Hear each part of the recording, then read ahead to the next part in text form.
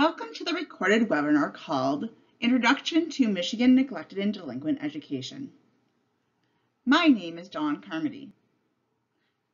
I am the Neglected, Delinquent, and At-Risk Education Consultant at the Michigan Department of Education in the Office of Educational Support's Special Populations Unit.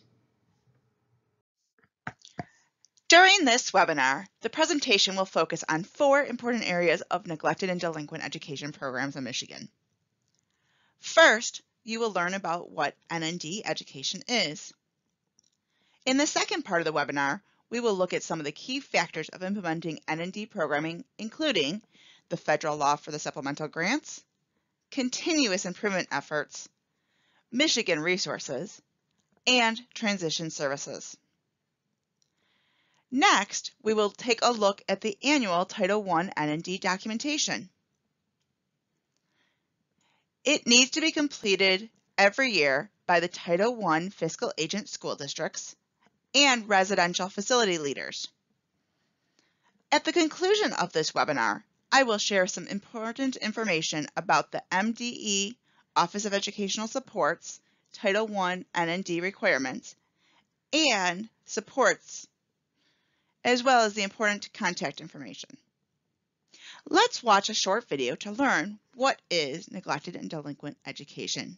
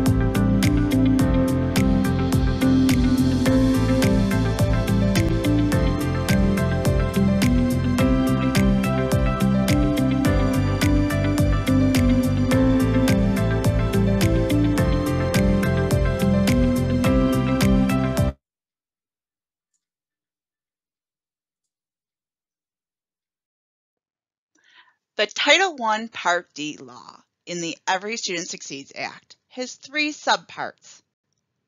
Subpart 1 funds supplemental education facilities that are run by Michigan state agencies. The state agencies include the Michigan Department of Corrections, who operate 27 adult correction facilities, and Michigan Department of Health and Human Services, who run 2 juvenile correction facilities in our state. The Title I Part D Subpart 2 funds are allocated to local school districts, also known as local education agencies, public school academies, including specialized PSAs known as strict discipline academies, and intermediate school districts.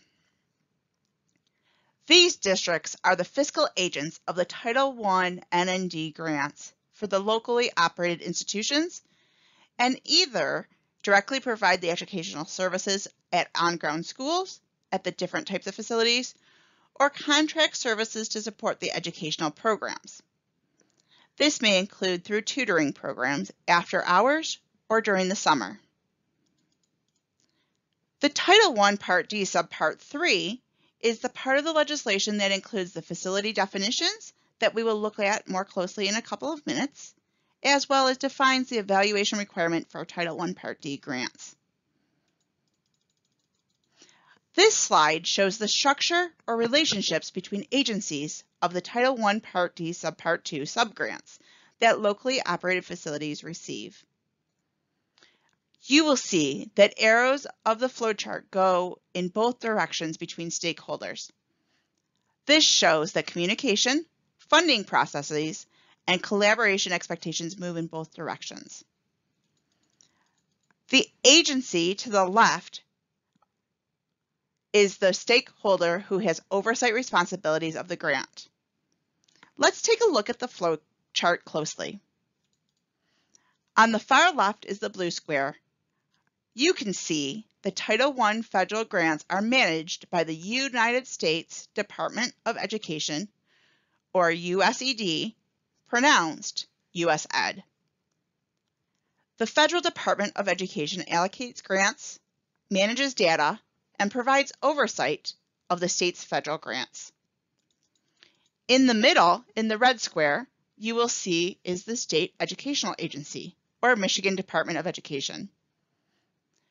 As we continue to the right, in the yellow boxes, you see the districts that are fiscal agents come next in the flowchart. And to the far right of the chart, in the green boxes, are the neglected and delinquent institutions or residential facilities.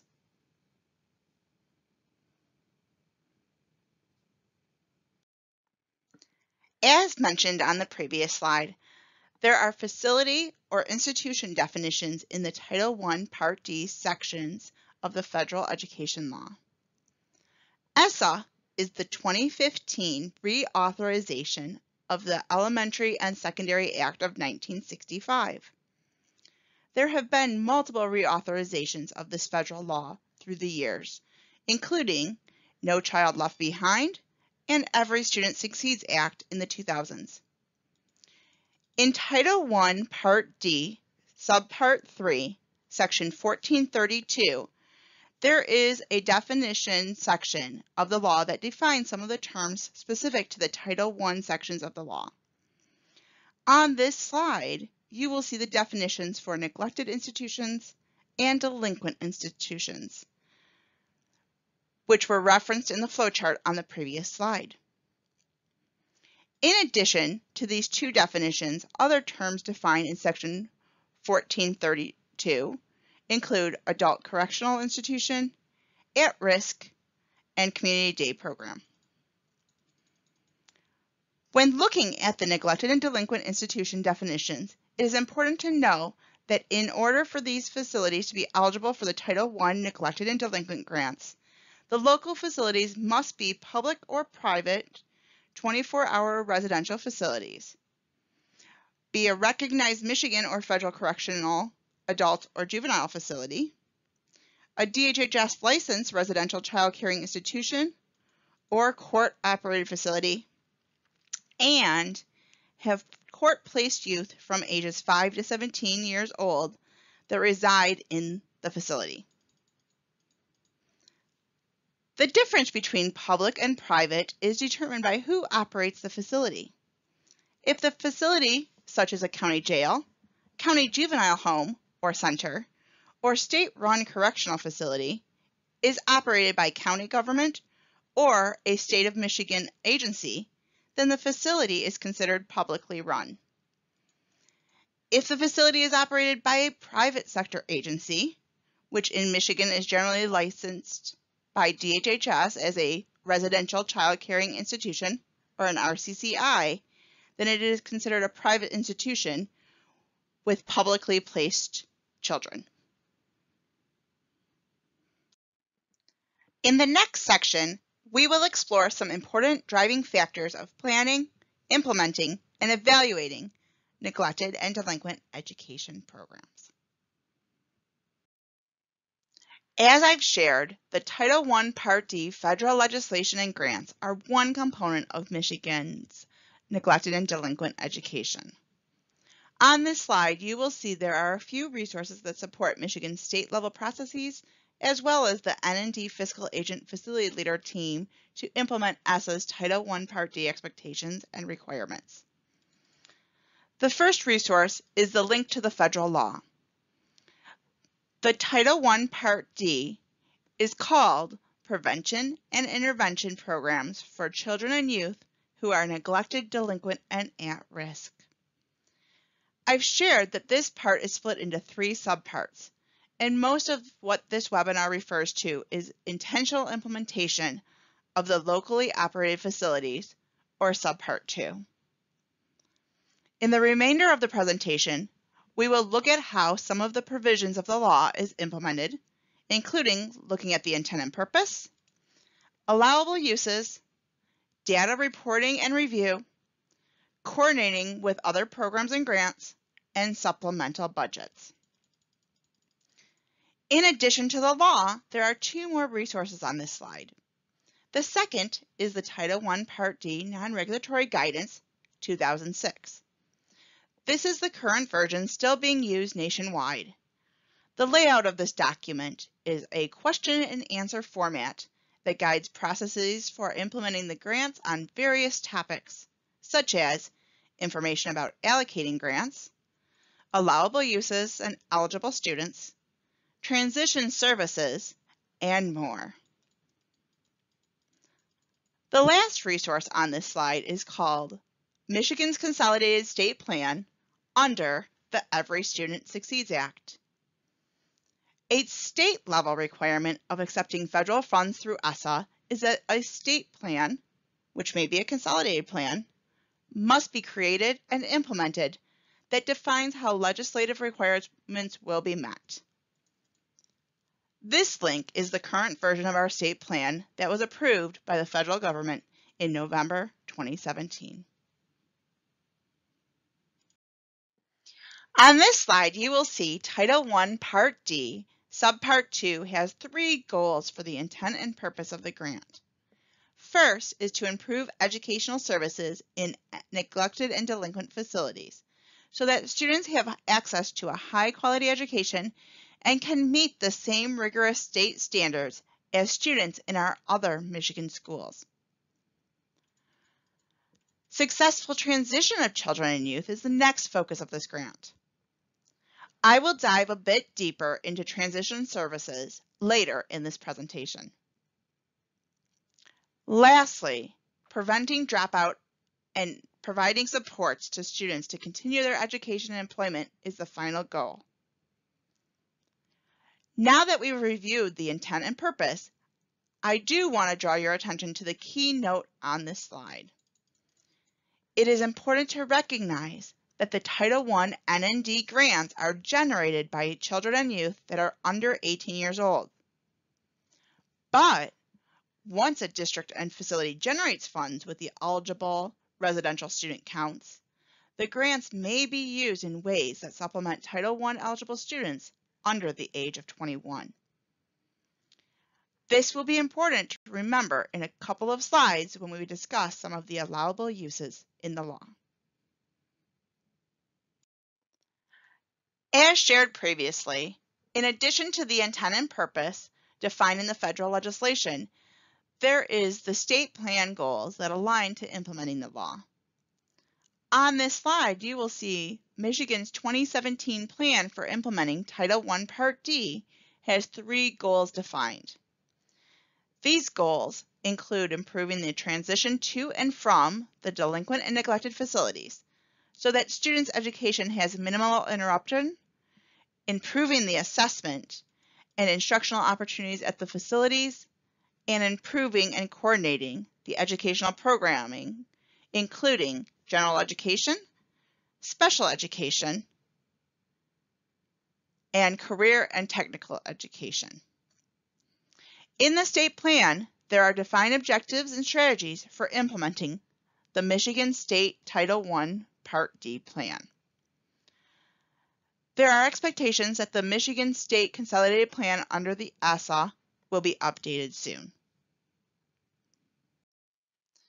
The Title I Part D, Subpart 2, Section 1424 defines the allowable use of funds. It is key that local districts and facilities keep this section of the law in mind when planning the supplemental educational program supports and services.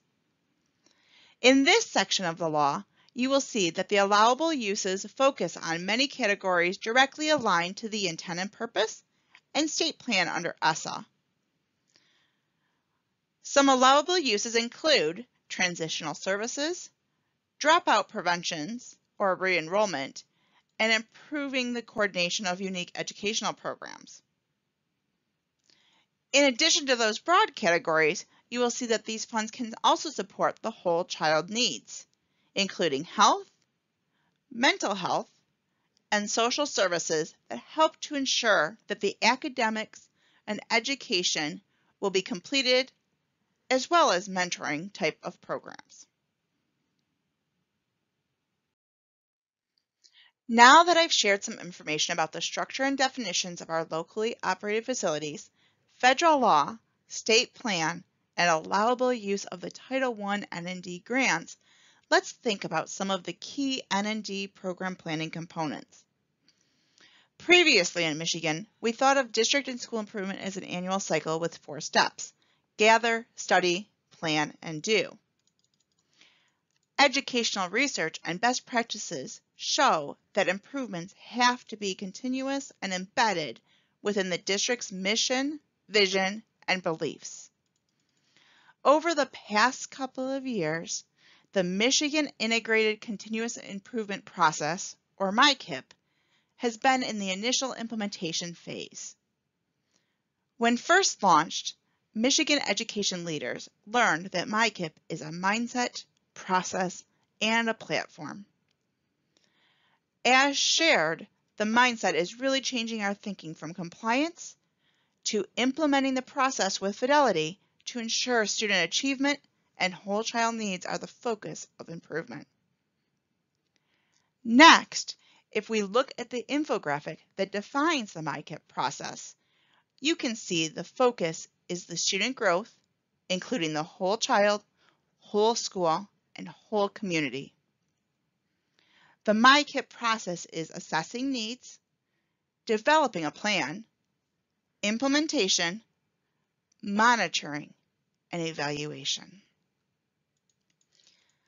The MICIP platform was developed to support district leadership teams through the MICIP process and records the rich database discussion, decisions, monitoring, and evaluation.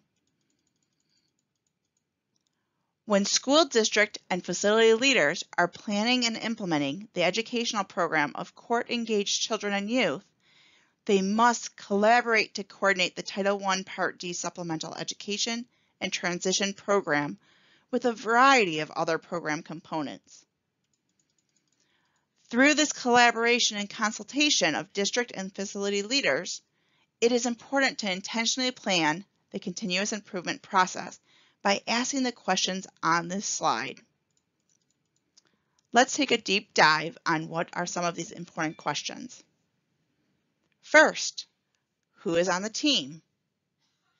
So depending on the size of the facility, the answer of who is on the team may be different.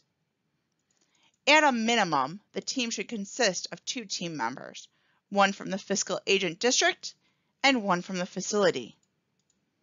The team should include a representative who is providing instruction or oversight to the education being provided in the facility. Some team members may include a district, federal, and state administrator, a facility administrator, business managers, facility principals, transition specialists, or a teacher leader. What is the annual schedule? A local written procedure should define the annual schedule for collaborating on improvement with the team-based leadership. The consultation collaboration schedule should be a calendar outlining participants and outcomes of the meetings that focus on the educational program's needs and progress. How is the data used? This team-based leadership will need to utilize program and student-level data to determine how to improve the educational programming. 2 important questions to keep in mind when using the data include: how does the data collected and analyzed guide the needs of the general education program and supplemental programming? How is it used to monitor and evaluate grant-funded supports and services? And the last important question is, how do you use the annual Title I Part D application as a tool to guide consultation and improvement efforts? The questions in the MDE Title I Part D application are aligned directly to the legislative language in ESSA. The application focuses on key youth and programming factors that will drive the needs of the educational program.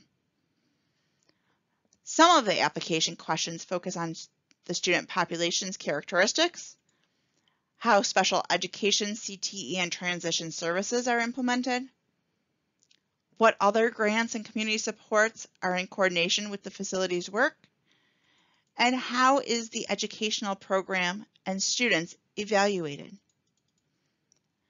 Some Title I Part D districts have shared that this annual Title I Part D application is in alignment with their improvement process by guiding the focus of their team meetings. It does not matter if your facility and district improvement team meet once a marking period or monthly to discuss the educational program. The Title I Part D application can be a great tool to use during the collaboration. Braiding funds and integrating various grant programs is key in supporting our court-engaged students' whole child needs. On this slide, you will see there are many resources that the Michigan Department of Education and the Labor and Economic Opportunity agencies have available to districts. These resources and the state contacts are aligned to a variety of state and federal funding streams that support our facilities education programs. Some resources that are listed on this slide include the Federal Title I Neglected and Delinquent Grants website. On this site, there are resources including the law, national resources, and recorded webinars, as well as some of the templates for required documentation. From the Educational Experience Unit website, there is information and resources about a variety of flexible learning options, including but not limited to alternative education, CTE resources, flexible learning guide, dual enrollment, and much more. On the MDE Office of CTE website, there is a variety of information about the Perkins 5 grants, CTE professional learning and toolkits, and information about early middle colleges. The MDE State Aid and School Finance website has information about people accounting, general accounting information, and state aid updates and reports. The MDE Office of Special Education website has a variety of guidance documents, including information on free and public education in specialized settings like county jails and adult education programs, as well as funding resources for State Aid Section 24 and 53A. And the last resource on this slide is the link to the Labor and Economic Opportunity State Department, specifically regarding the funding resources including State Aid Section 107 and the Workforce Innovation and Opportunity Act Title II that often support some of the educational programs in the adult correction facilities as well as occasionally some of our juveniles. What is transition? By this definition, you will see that transition programs focus on having a coordinated set of activities as well as processes that are outcome-oriented. When your program has well-developed processes and activities that are fully implemented, the transition program promotes successful movement for the youth, first from local schools to the neglected and delinquent residential facilities when appointed by the courts. The transition services also will help when youth are exiting the facilities and moving back to the local community to continue their education and employment. When keeping the student success as the primary goal, there are some key processes that N&D Education Programs and the local sending districts should have. These include having timely enrollment and transfer of earned credits procedures, ensuring students are participating in credit-bearing coursework, engaging with parents and family to help decrease a lapse in education or dropping out, and coordination between the local districts and facility leaders for a defined amount of time. This coordination usually starts prior to the child leaving the facility, by working with a transition specialist at the facility and coordinating with a school contact at the local district, like a counselor, social worker, administrator, or teacher mentor. This collaboration could include planning, virtual meetings, one-on-one meetings at the school, or school tours to ensure that the transition will be successful.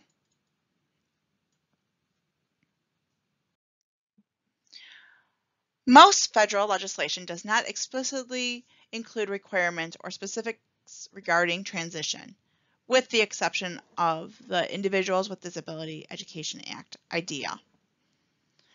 The legislation you see on this slide may impact your planning and implementation of a transition program.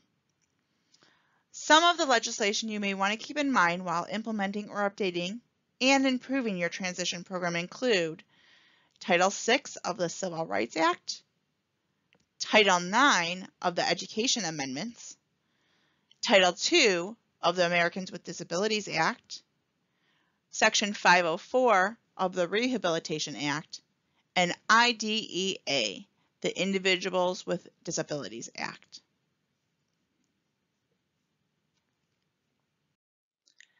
Now that we know about relevant legislation, student needs, and the definition of transition, let's explore who should be included in creating these important transition teams.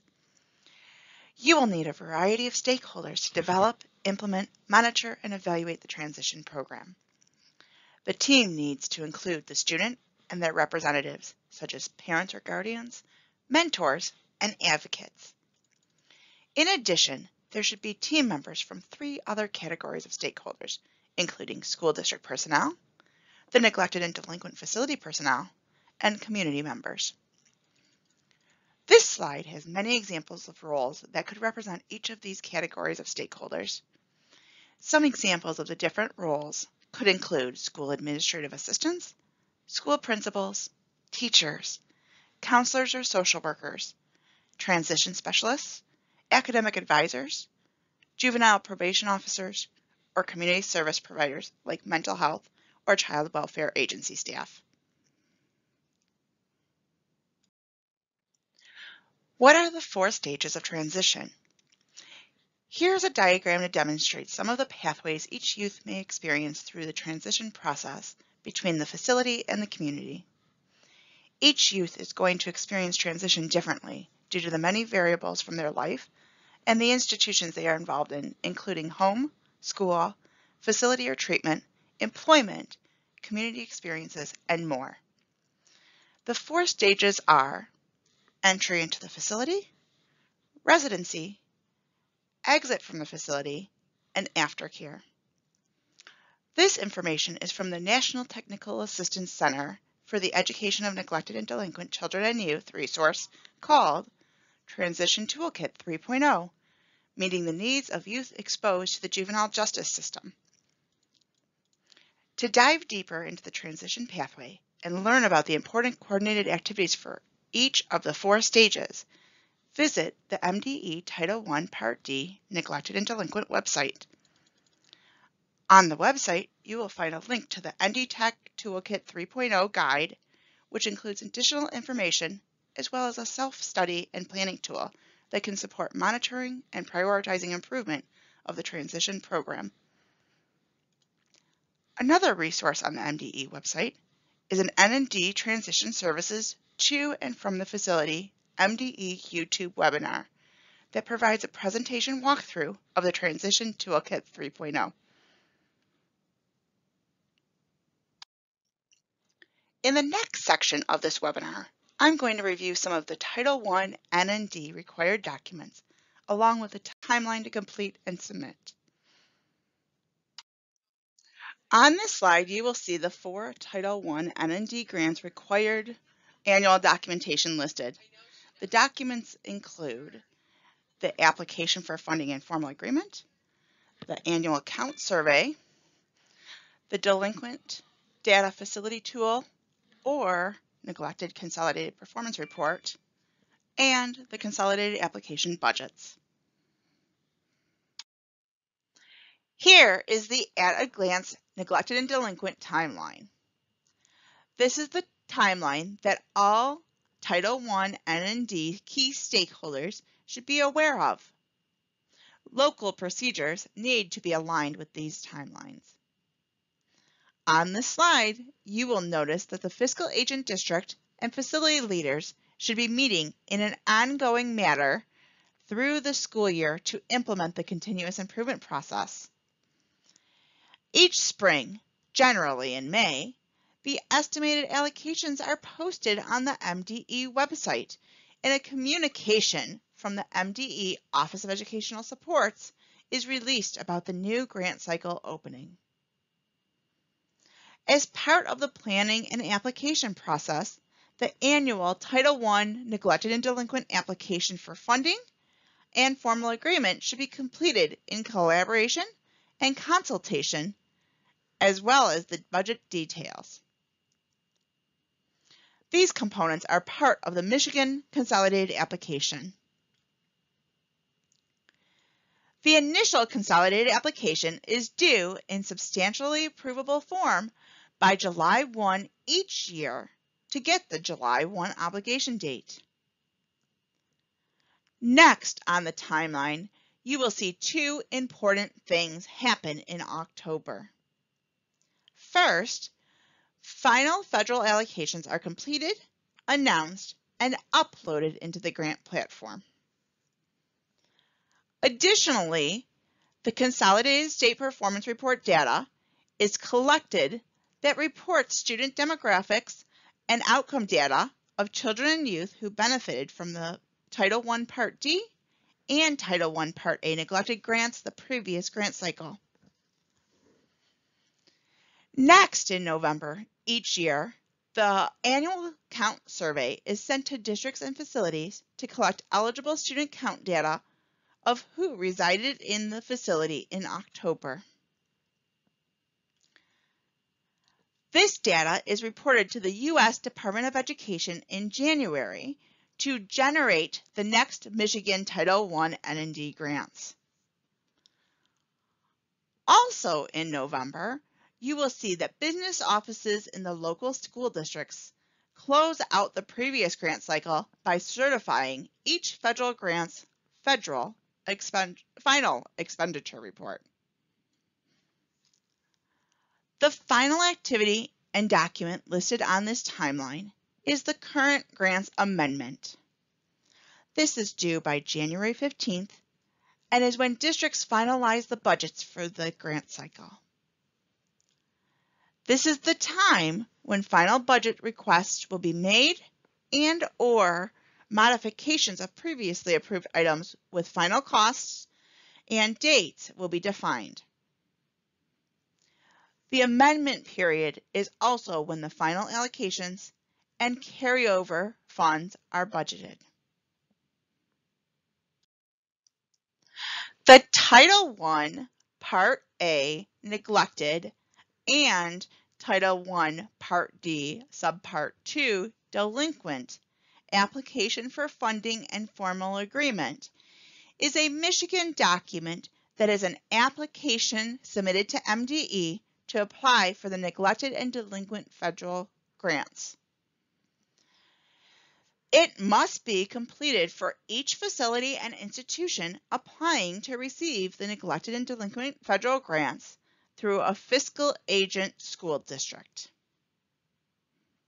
This document is completed annually and is uploaded into the consolidated application in Nexus or MEGS Plus.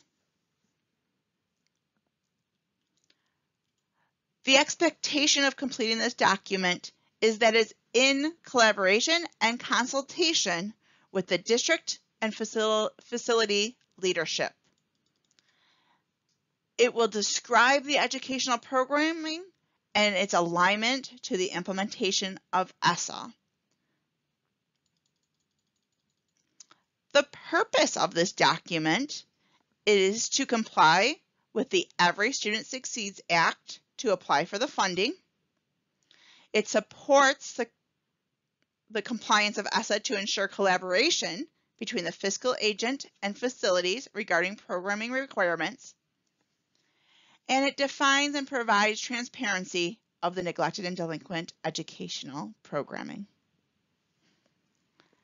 On this slide, you will see a brief overview of some of the components of this document on the various pages, as well as some key important information to keep in mind, including the fact that it's updated annually, where it is located on the MDE Title I Part D website, and that it is due by July 1. The next Michigan document we'll talk about is called the Annual Count Survey. This document collects eligible student enrollment data for each neglected and delinquent facility. It must be completed annually and submitted to the MDE Office of Educational Supports via email. It should be completed in collaboration with the district and facility leadership. In order to certify the count, signatures are required from a representative for the district and facility leadership teams.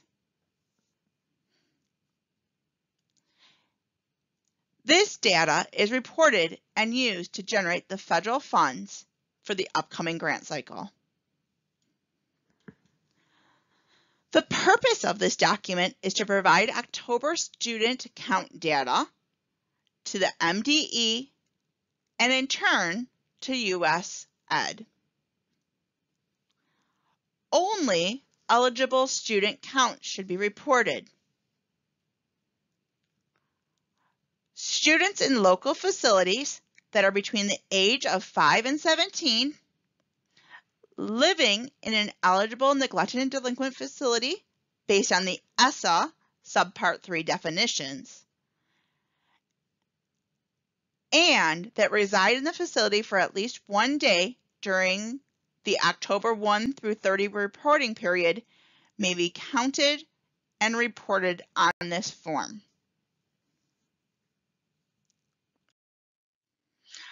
On the next two slides, we are going to look at the delinquent report and the neglected report for the Consolidated State Performance Report data.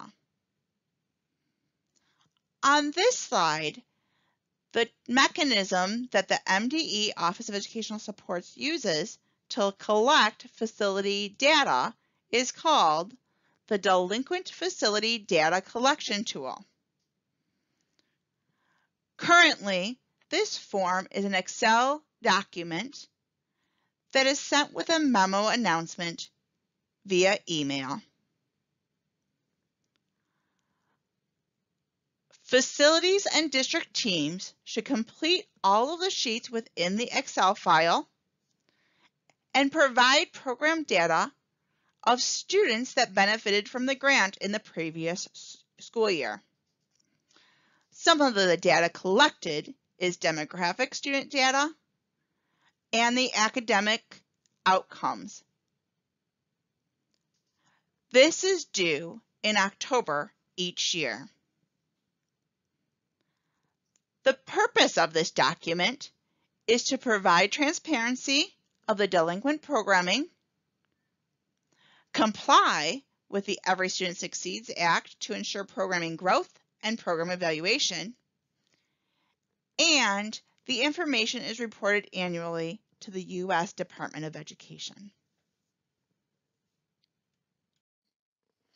Another way that Michigan reports some data for the Consolidated State Performance Report is by the use of the Neglected Megs Plus Consolidated Performance Report. This report can be found within the Consolidated app of the previous grant cycle, and it is under the Examine Related Items link. Each fall, a memo goes out to share that this report is ready to be completed by local school districts. This report is used for neglected counts by age range, as well as private school counts by age range, to report to the state of Michigan the student count that benefited from the previous year's grant.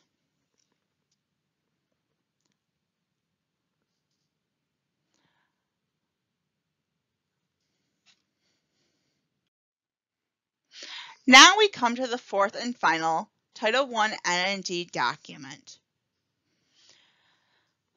the Consolidated Application. This is a Michigan application within the Michigan Electronic Grant System Plus, or MEGS Plus, as well as in Nexus, or NEXT system. It is the annual budget and accompanying supplemental documents submitted to the Michigan Department of Education to apply for the use of Title I Part A neglected or Title I Part D delinquent grants. Within the consolidated application, school districts and facilities describe how allocated funds will be spent on the educational program in ways that align to the grant's intent and purpose that meet the reasonable, necessary, and applicable regulations. The consolidated application needs to be completed in collaboration with the district and facility leadership to describe the educational program in alignment to the ESSA. Funds are allocated at the eligible facility level within the fiscal agent's consolidated application. The purpose of the consolidated application is to have a platform for uploading annual application for funding and formal agreement, and to build the budget of allowable educational program supports and services. Again, in order for budget items to be allowable, they need to be reasonable, necessary, applicable, and they need to align to the neglected and delinquent intent and purpose, and the facility's school improvement plan and formal agreement application.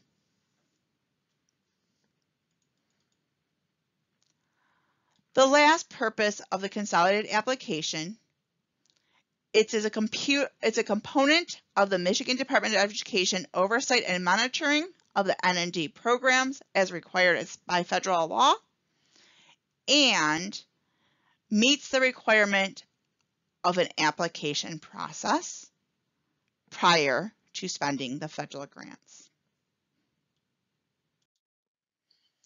As I wrap up today's webinar, I want to share what some of the Michigan Department of Education's roles and responsibilities are regarding the Title I N&D grants. On this slide, you will see that the neglected and delinquent team members in the Office of Educational Support's financial unit calculate the allocations for the local districts and state agencies that are fiscal agents of eligible facilities. Support data collection from districts and submit the statewide data to USED, and will conduct fiscal monitoring. In the Office of Educational Support Special Populations Unit, we handle the program components, including supporting the collection of data, approving and monitoring the consolidated application budgets, ensuring alignment to legislation, conducting program monitoring, called on-site reviews, facilitating the Michigan Neglected and Delinquent Education Network, and providing professional learning and on-demand technical assistance. Thank you for watching this Introduction to Michigan Neglected and Delinquent Education webinar today. Please feel free to reach out to the MDE Title I Part D Neglected and Delinquent website for more resources, or reach out to your Michigan Neglected and Delinquent program team. Our contact information is listed on this slide. Have a great day.